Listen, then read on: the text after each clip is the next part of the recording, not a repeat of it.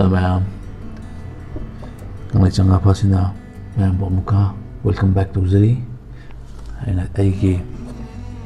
video sibo yung buto ma'am kamdaw bibigay. Ma'am ki comment ki matungina ay amote pulap dito semang amjadre. Adana matung mana matang mana unay na semjarake ngasi ki topic na phabungagi machak. Phabungaji na Phabungana kari pami habadu matanda ai mayam ama leragasu aigi obegi aigi oijaba aigi experience aina machine haina phai na khanjaba Phabungagi machine makhal malai madugi matanda energy semja tarke base Phabunga haiba ngajidi moida tharo ama tharo pamphada phaba ne dubu aigi tang special oiba hatare Phabungadi chamchamba moida na chobel dum phai ko mate Phabunga ngajidi atungale Gari hoto bida moida nang torju phai atana nang torju phai kinbo macam torju pamata Phabungani Phabunga ngajidi do aina ngasi semja dori bositi tang special oiba potkriya oi sinna ai pamata phari posting dogi singdudagi aina semi sinjashina khara hen bai ptare khara yamna Phabunga modoba dum ba posa mo yawi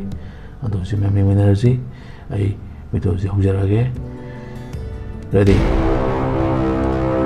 nam se ke na khambi pra se te ke shna te ko hogi methi e bodo koi sabe ha bodo methi je na to ko methi je ka matou kam ha bodo ge tang se ke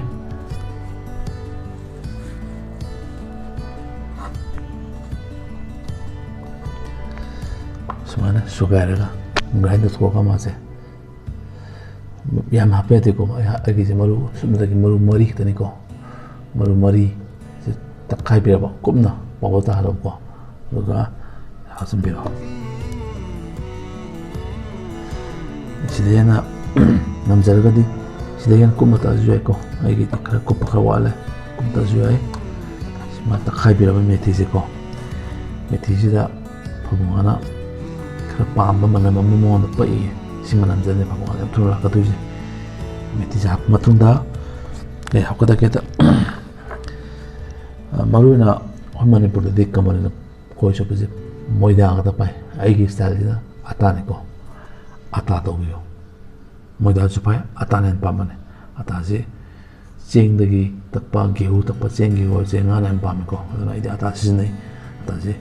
pambane gihuna ngana pambane Phabunga maruna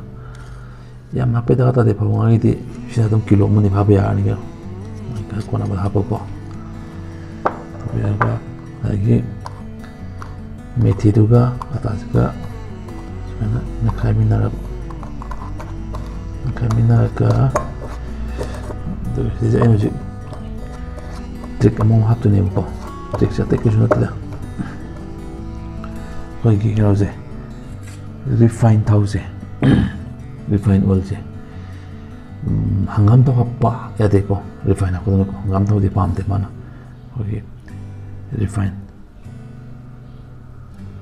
koi hangam je hangam ki no je thau thi je koi mobile bana de pam bane Phabunga ki case di hangam thau ji mon an bo yok de to kai be ni na to ko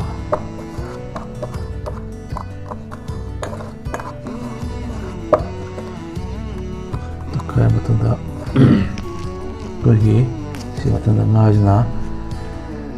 attraction ji kamai pi da geta kogi food color ka pi ko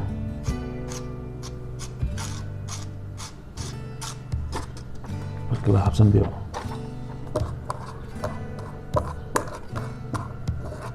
se masuma mai bena pa ma happy na je no se masuma je ka ising dadi attraction pibe hele na gi mamita ko nungai bhai tare stop here ka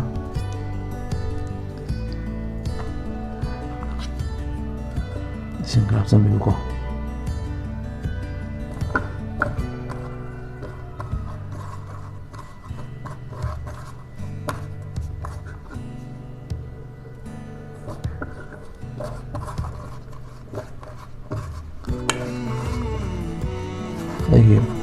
color leitre leihutadana ba thong tangda ba ai hana ai mathi ka da apne panadre ya gati food color je am thi wa lai je ko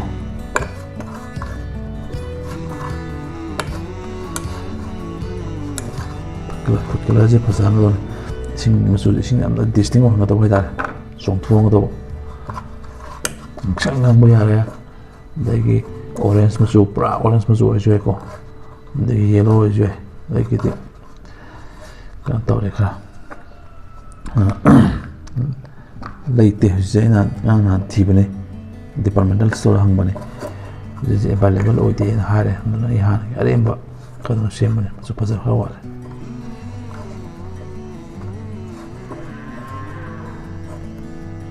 ini sing am changin hanya pang pet kadar pakatoi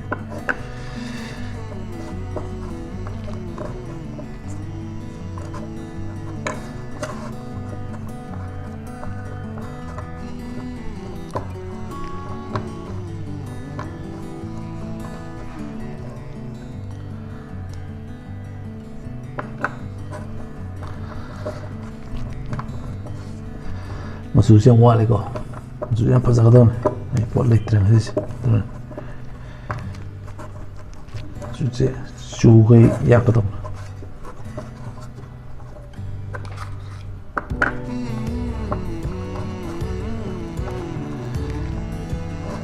Nah masa itu, ya kan lebih motor tadi dah, pet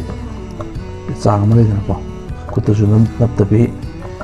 lagi bebe juga tapi, sudah untuk itu mah, sabi sang. Udah kena paham deh.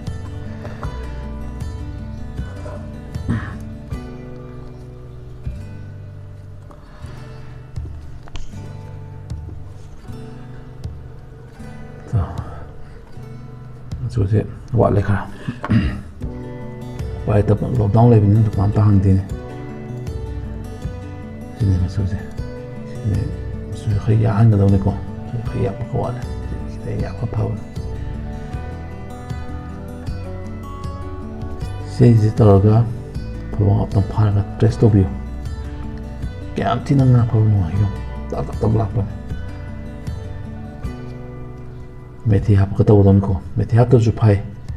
Do hapas na kaya am hengi do. Hana Phabou ki experience lay bani na kangani. Na hangai Phabou to ka meti hap ni am ti hele hau to mali kangani. Sini biro, do Phabou ka da ko na masih asyik. Yang jauh happy matou tadi ko, benar sih butuh ayo kan yang jauh le, ini tuh sih, itu pun atau begitu,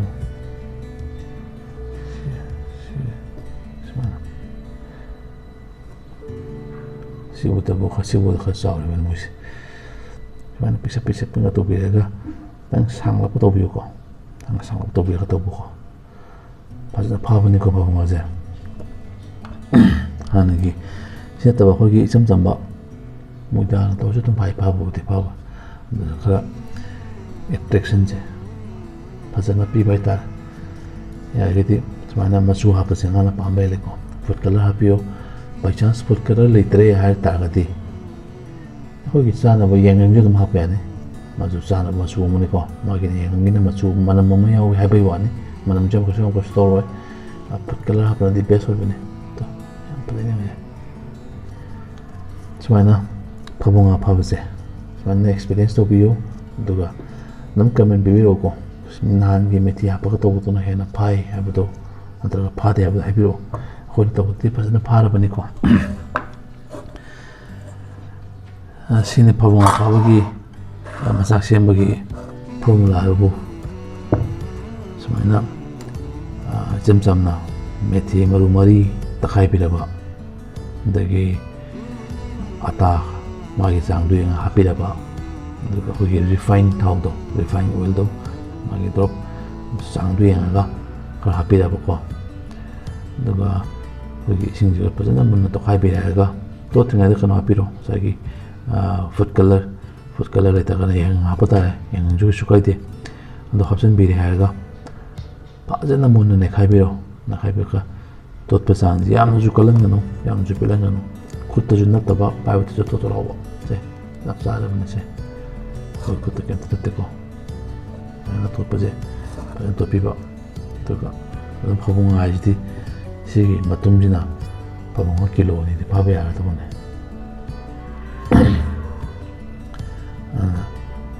ꯌꯦꯡꯕꯤꯔꯣ ꯁꯤ ꯇꯧꯔꯒ ꯐꯕꯧ ꯉꯥꯗꯣ ꯐꯕꯧ ꯉꯥꯒꯤ ꯌꯥꯝ ꯍꯪꯉꯛꯄ ꯍꯥꯏꯇꯥꯔꯦ ꯑꯩꯒꯤ ꯚ꯭ꯌꯨꯋꯔꯁ ꯃꯌꯥꯝꯅ ꯍꯪꯉꯛꯄꯗꯨꯒꯤ ꯃꯇꯨꯡ ꯏꯟꯅ ꯁꯦꯝꯖꯕꯅꯤ ꯌꯦꯡꯕꯤꯔꯣ ꯐꯕꯧ ꯉꯥ ꯁꯦꯝꯕꯒꯤ ꯍꯧꯖꯤꯛ ꯐꯕꯧ ꯉꯥꯒꯤ ꯁꯤꯖꯟꯅꯤ ꯍꯧꯖꯤꯛ ꯑꯦꯅꯤꯋꯦꯌꯔ ꯆꯠꯄ ꯀꯥꯟꯗ ꯐꯕꯧ ꯉꯥꯗꯤ ꯑꯗꯨꯝ ꯂꯩꯔꯝꯃꯅꯤ ꯐꯕꯧ ꯉꯥ ꯑꯃꯨꯛꯇꯪ ꯐꯥꯔ ꯌꯦꯡꯕꯤꯌꯣ ꯇꯦꯁ ꯇꯧꯕꯤꯔꯣ ꯀꯃꯥꯏꯅ ꯇꯧꯋꯦꯗꯣ ꯑꯗꯨꯒ ꯀꯃꯦꯟ ꯄꯤꯕꯤꯔꯛꯎ ꯑꯗꯨꯒ ꯑꯩꯒꯤ ꯆꯦꯅꯦꯜꯁꯦ ꯁꯕꯁꯀ꯭ꯔꯥꯏꯕ ꯇꯧꯗꯕ ꯌꯥꯎꯕꯤꯔꯒꯗꯤ ꯂꯥꯏꯛ ꯁꯤꯌꯔ ꯑꯃꯁꯨꯡ ꯁꯕꯁꯀ꯭ꯔꯥꯏꯕ ꯇꯧꯕꯤꯒꯅꯨ ꯆꯦꯅꯦꯜꯁꯤꯡ ꯃꯄꯨꯡ ꯐꯥꯅꯕ ꯑꯩꯕꯨ ꯀꯔꯤ ꯍꯥꯏꯇꯥꯔꯦ ꯑꯃꯨꯛ ꯍꯦꯟꯅ ꯐꯖꯕ episode puthokningbagi koi thona pibiu haiba tare dona channel de subscribe tobiro share tobiyo comment pibiro just comment amna lere oda comment je ei loina paje ei loina ju reply pibina yamana aduna comment pibiro comment pirigi ei eonda awatpa asoiba khangadoribini jimyamna comment pibire phabo gi masinja semon haire ai semjari adigi hujik kano jo hari mabu laubi ju semo haiba comment lai ngachik sorry ngasep ki ju semo haiba comment lai ai ngasep ju semjarake mabu laubi ju semjarake silver na hangpoti ju semse silver craft ju semjarake adigi yame comment se nga makhal sure tunghan bigi ju hai tunghan bigi ju semjarake adun maina sembada thawai hakchang yaungna na bagi da mutani aina mayamda like share subscribe to biyo na haijari bese aduna subscribe to ko bigano subscribe to matik I want that thawai obe heli subscribe ki masing ji hengali ke I want that as ai channel se ayeng bina ba miyam lay na khanjaraga channel se poning hakchang yaungna phajara makhal mathen gi machak semki video man puthok charke hujiti machak semana da ju pai lete ei pantoning de mayam ju pantopi ganu yom de lega ju section lebiu mark super pantopiu hujik kelena je amna ki welena ni akana mi kan khawdana pap turi bani ju se henglo ri bani adana mayam section biraga lebiu adana mayam ju koi chapu ki party mayam ju amkan haija ke hujik ki matam jadi ko super chatbi ganu amna kininga oba matamni isada thenadabagi khangdabani ai gatinaramba ai ga londinaba ai gi baru bapang minna una laikhidaba yawre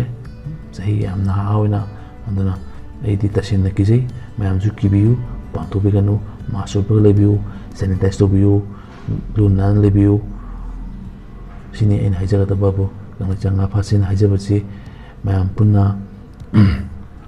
amukana lena chiki matam ji lorkan amon ko chuminaji matam lai mu ko chupagi